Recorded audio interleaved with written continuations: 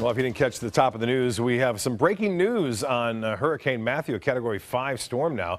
Nothing like that here, though. Just a beautiful sunset. Get a look at that. There's some clouds moving in. There's some dry air in the mid-levels and the upper levels of the atmosphere, but it wasn't enough to hold off a few showers. And what we are looking at now is a Category 5 hurricane. We haven't had a Category 5 hurricane in the Atlantic Basin since 2007, Felix. And this one has a well-defined eye, and it may go through some changes. One thing it is going to do is going to change our winds around to an easterly direction over the upcoming days, and that should keep the harmful effects of red tide off into the Gulf of Mexico. Now, there may be a little sea breeze developing tomorrow afternoon, but not nearly as much as we've seen.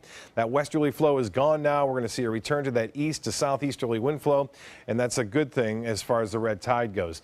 And as far as showers go, well, some broke out. There's a little frontal boundary just to the north of us now. Temperatures have cooled over parts of the panhandle of Florida. You can see that light rainfall. There's that boundary from some heavier storms earlier inland. It creates this little miniature cold front. You can kind of see it working its way on, and that kind of fired the storms up a little bit stronger over the Tampa Bay area. Right now along I-275 near the Sunshine Skyway Bridge.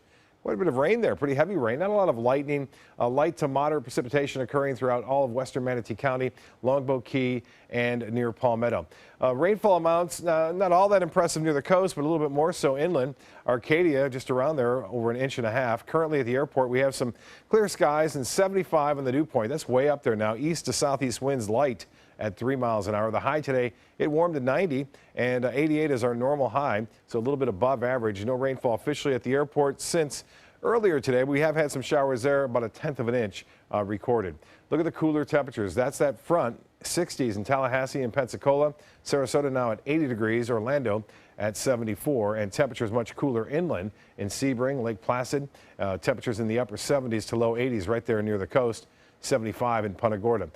Well, the dry air to the north of us, we're in this moisture. You can see this moisture regime kind of moving up too. So our rain chances will be increasing throughout the weekend and into early next week as we take a look at this major hurricane, 160-mile-an-hour winds now, and it's going through maybe a secondary eye wall replacement. That means it may weaken a little bit, and that's what the Hurricane Center is thinking. It will downgrade it to a 4, but still a very powerful storm as it makes its way toward Kingston, Jamaica, if it follows on this center path here on the cone of uncertainty. And one thing to note is now this cone does include parts of Florida on day 5, so this bears watching very closely. And what they've done is the Hurricane Center has shifted this cone a little bit off to the west and spread it out a bit. So don't focus so much on the center line. It could be anywhere within inside this cone over the upcoming 5 days. And I'll tell you what, Matthew forecast models are all pretty much in agreement that it's going toward Jamaica and eventually the eastern tip of Cuba.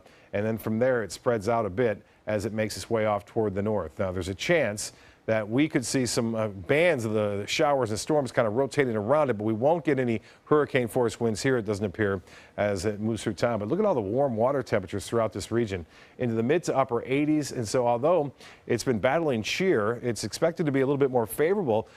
So it's going to stay pretty strong. It's going to stay a Category 4 as it makes its way toward Jamaica. Well, for boaters, winds will be out of the northeast at 5 to 10 knots. Seas will be 1 to 2 feet. And a light chop on the bays and inland waters. The water temperature now at 88 degrees. Here's a look now at the tides upcoming for Sarasota Bay.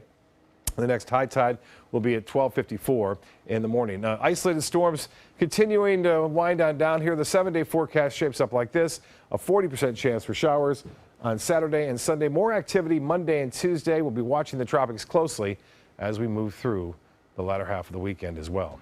We'll be right back after this.